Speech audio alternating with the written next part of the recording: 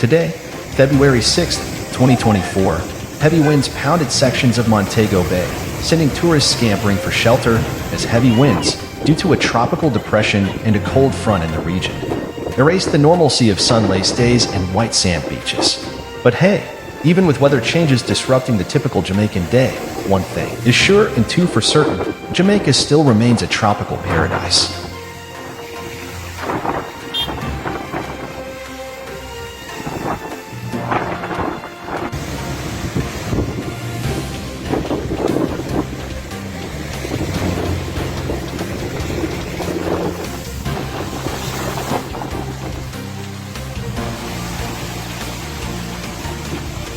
Thanks for watching.